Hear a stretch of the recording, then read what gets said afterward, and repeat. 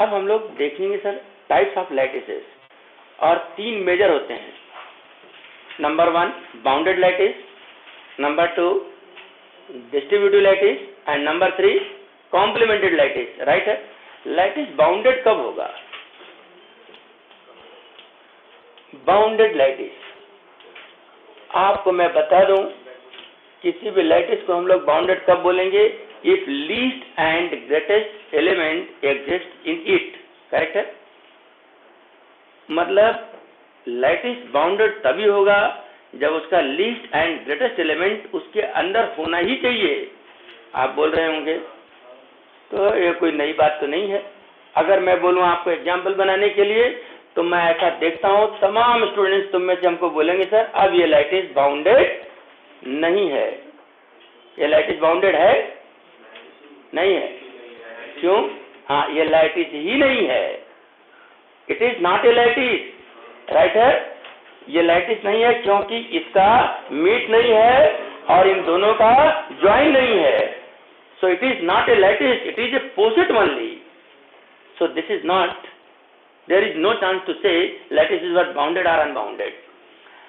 Lattice bounded होने के लिए पहले तो उसको लैटिस होना चाहिए और फिर चेक करना चाहिए कि least and greatest element exist in it और नॉट।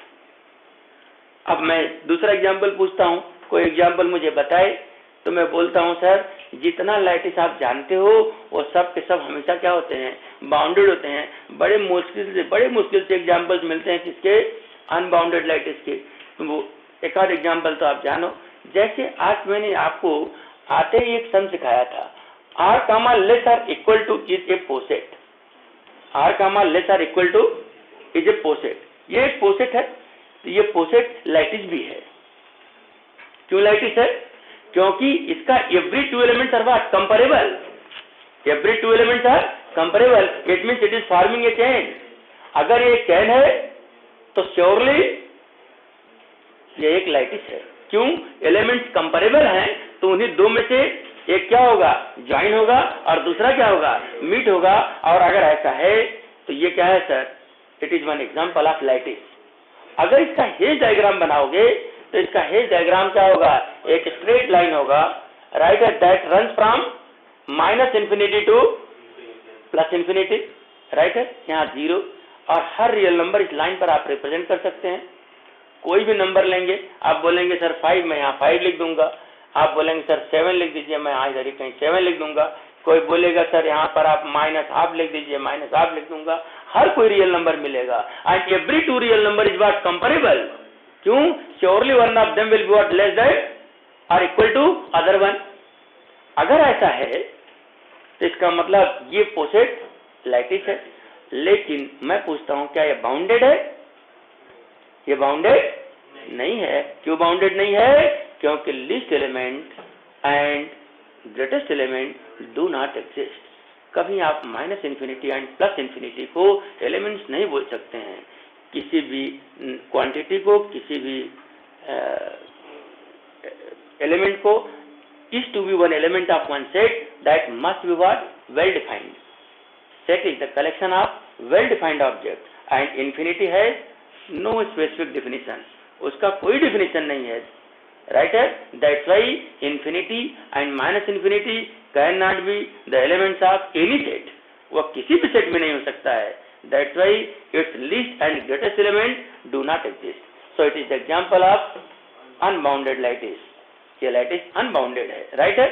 बाकी तुम जो जानते हो, जैसे आपने D8 बनाया, राइट है, D36 बनाया, D42 बनाया, ये सब के सब लैटिस क्या होते हैं?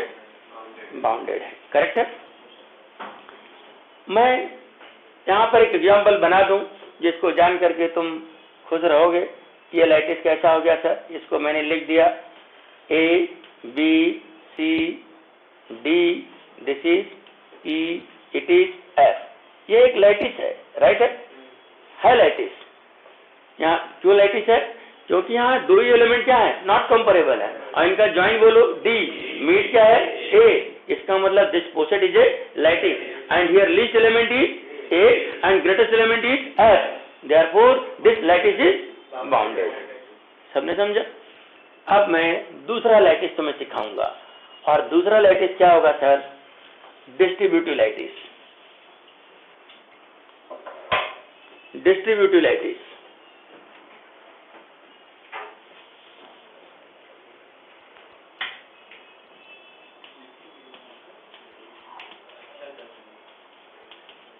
डिस्ट्रीब्यूटिव लैटिस जानते हो, lattice L, less are equal to, क्या पगला रहा है, राइट है, L, less are equal to is a distributive lattice if it follows distributive property with respect to join and meet। और वो प्रॉपर्टी क्या होती है? For every A, B, C belongs in L, A, B, C belongs in L, correct है? A join B meet C is equal to A join B meet A join C, right है? And A meet B join C is equal to A meet B join A meet C, right है? अगर ये दोनों condition satisfied, join is what distributive over meet and meet is distributive over join, then we say given lattice is a distributive lattice. लेकिन interesting बात क्या है कि lattice में बहुत सारे एलिमेंट्स होते हैं और सारे एलिमेंट्स के लिए इस प्रकार का दो कंडीशन चेक करना बहुत बड़ी मुश्किल की बात होती है। तो मैथमेटिशियंस ने ऑलरेडी एक सिंपल टेक्निक बनाया, और वो टेक्निक जानते हो क्या बनाया? वो तुम नोट करोगे मेरे साथ। और वो टेक्निक ये है कि lattice L, less are equal to is non distributive. Non distributive, ये लैटिस डिस्ट्रीब्यूटिव नहीं है। इफ एंड ओनली इफ, देख रहे हैं कंडीशन क्या है? If and only if there exists a sublattice, there exists a sublattice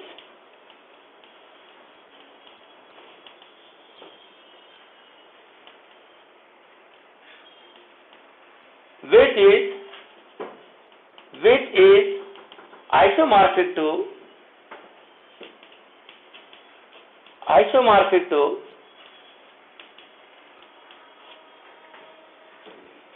one of the following,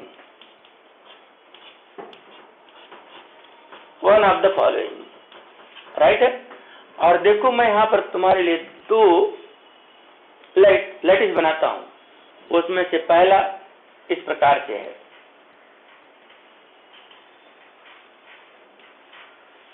it is 0 A B C and this is 1, right है?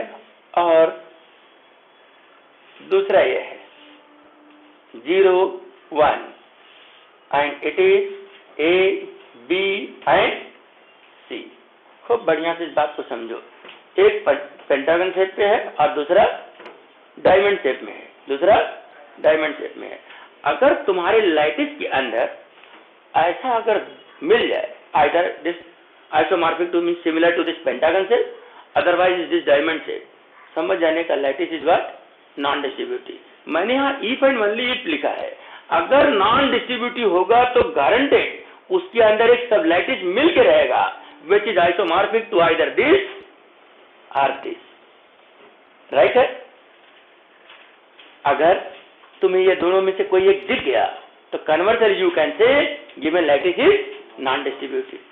तो मैं आपको बताऊं कि तुम्हारा पेपर सेटर बहुत बार यही प्रूव करने के लिए पूछ देता है कि prove that it is non distributive.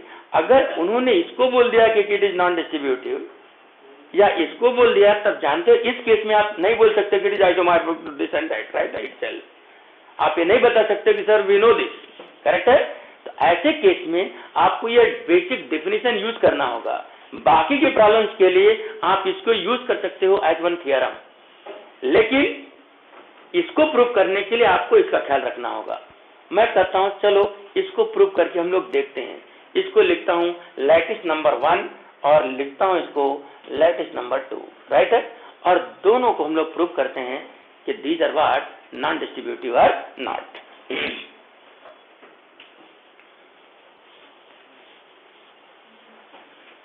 for L1,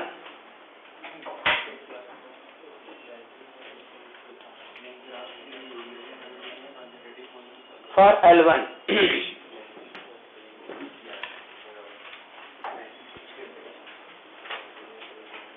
गप्पे नहीं मानने का, इधर होश में रहो और सुनो। राइट है, फॉर L1 बराबर है। हम लोग चेक करेंगे कि whether join is distributive over meet और नॉट। आपने देखा ए बी सी, सिर्फ इसी ए बी सी को लेना। राइट है, a b c belongs in L, a b c belongs in L and A join B meet c.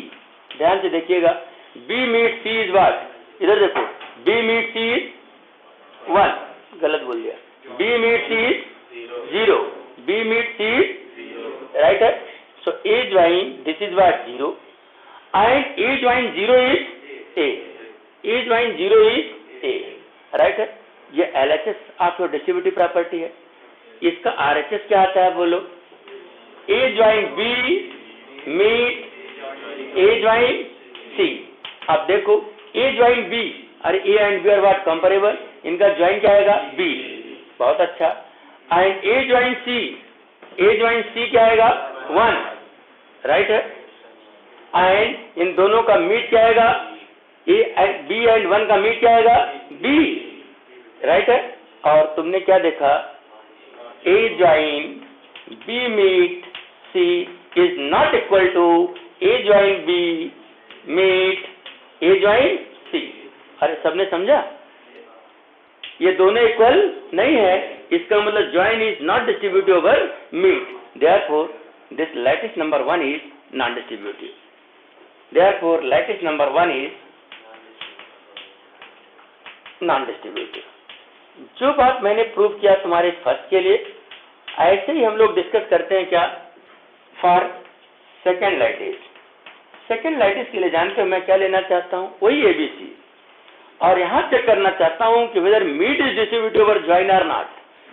ध्यान से देखिए, A meet B join C, अब तुरंत बताओ, B join C is 1, B join C is 1, it means A meet 1 and A meet 1 is A, A meet 1 is A, right है, it is equal to A. Now its RHS, A meet B join A meet C. ध्यान से देखिएगा, A meet B is 0, A meet C is 0, it means it gives 0 join 0 and 0 join 0 is what, 0 itself, right है। and what we see, इधर देखो इसका LHS 0 है और उसी का RHS क्या है, सॉरी LHS A है एंड RHS 0 है, and what we see, A meet B join C is not equal to A meet B join A meet C, therefore lattice 2 is also non distributive. Non distributive, यह भी lattice distributive नहीं है, correct है। लेकिन अगर तुमको सवालों में इन बिटवीन कहीं मिल गया तो आप इसको डायरेक्टली यूज करो, अदरवाइज एक काम और करना, इधर देखो, आपने तो इसको याद कर लिया है, ये माइंड में तुम्हारे एकदम 100% फिट हो जाना चाहिए। अगर आपको ये नहीं बोलना अच्छा लगता हो कि in the given lattice there is a सब lattice which is isomorphic to this pentagon set, therefore given lattice is non distributive, आप ऐसा बोल सकते हैं। लेकिन मानो आपने इसको लाइक नहीं किया तो क्या करना, उसी पेंटागन शेप से कंपैरिजन कर लेना और A, B एंड C को देख लेना और ये बात बता देना कि join is not distributive over meet. अरे करेक्ट है। अगर आपने देखा कि sir there is what a सब lattice which is similar to this diamond shape, तो बोलो लैटिस इज नॉन डिस्ट्रीब्यूटिव। लेकिन अगर ऐसा नहीं होता है, तुमको नहीं जम रहा है बोलने को लिखने को, तो क्या करना, कंपैरिजन कर लेना और कंपैरिजन करके प्रूव कर देना कि now meet is not distributive over join in this case for the same ABC। लेकिन कहीं एक बात ना हो कि तुम थोड़ा सा भी मिस्टेक कर दोगे, इन तीनों ए बी सी को छोड़ करके ये 0 एंड बी ले लोगे तो तुम्हें मिलने लगेगा बहुत बार join is distributive over meet and meet is distributive over join. मतलब तुमको अपना माइंड सेट करके रखना होगा, बस यही एबीसी लेना है। मेरी बात समझ रहे हो ना? तभी तुम्हें पता लगेगा कि लैटिस डिस्ट्रीब्यूटिव है या नहीं है। अरे सुन रहे हो सब ना? Yes sir.